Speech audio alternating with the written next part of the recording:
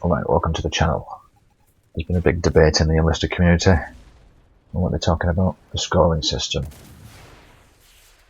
Is the scoring system on Enlisted broken, and what can be done to fix it? And is this what makes people reluctant to take objectives? Well, firstly, we just want to thank everybody who got involved in what was quite a lively debate, and offering their thoughts and suggestions, some of which were actually quite useful, which is always surprising when you put the discussion out on the internet. If you want to see the full debate, I'll leave a link in the description for that, and also the summary on the site. So just to summarise the debate, we're looking at the objectives on Enlisted and how much score you should get for them, and if boosting that would make people more likely to capture and defend objectives. Sometimes it feels a bit lonely in the objective. It might just be you and your own squad there. It doesn't seem like the rest of the team are interested. It can affect the gameplay, so we're looking at whether the scoring system could be altered. This is the scoreboard now, and as you can see, this was actually at the end of the match. And here I've got on the top of the scoreboard from the vehicle kills, there's about 7 vehicle kills there. But in reality I've not really captured any objective, just the one there, and so these guys who've captured 3 or 5 arguably should be near the top, or actually on the top of the scoreboard. Similar to games such as Insurgency Sandstorm, which we talked about in the post. Now, a lot of people would argue that the score doesn't really matter in a game like this, and you shouldn't really be watching the scoreboard or particularly interested in that, and maybe just look, towards the end of the game. But with the scoring system, it's more than just the actual leaderboard we're looking at. It actually affects the mechanics of the game.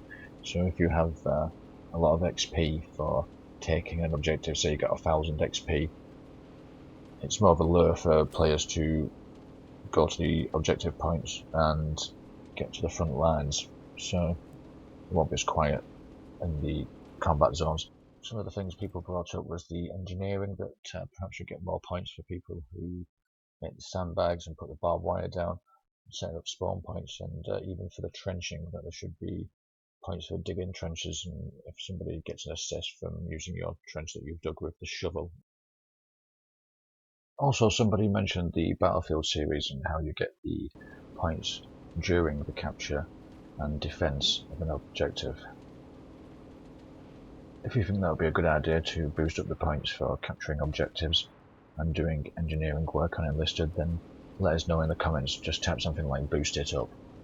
Another thing that was talked about during the debate was the vehicles and how this affects the game. One thing about Enlisted is it's one of the few games where you can fly in a plane whilst there's an ongoing ground battle with tanks and infantry, and actually make an effect on that battle. There's not many games really, especially on the consoles, where you can do that. There's quite a lot of stuff to go out on Enlisted with the tanks, planes, artillery, mortars, APCs and other vehicles. So this is one thing that sets Enlisted apart from other first-person shooters, but also presents a bit of a problem that not many people want to do the normal assaulting into the objective.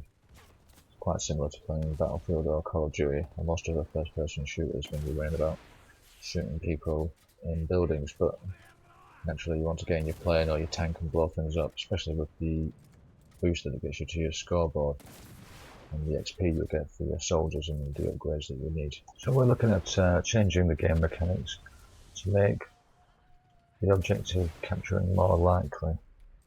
So this could either be boosting the score, giving you more XP for your soldiers, or changing the mechanics somehow so you could call in an airstrike or cut their spawns or anything like that, or even get some different unlockables for the captures and might lure people into it a bit more.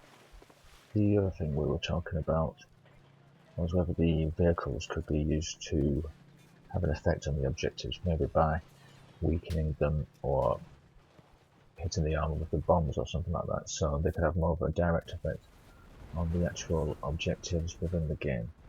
So if you've got any ideas, let us know in the comments. If you think that's a good idea to boost up the scoring system to make Enlisted gameplay mechanics work better, just let us know in the comments. I've had a lot of people asking about the Enlisted replica plane collections and the scale models used in the previous video. Now these are quite difficult to find, but I'll leave the link to that in the description for anyone who's interested in the scale model of the P-47D. Thanks for watching and joining me in the discussion. I only got accused of being a robot once. It's been a good day out.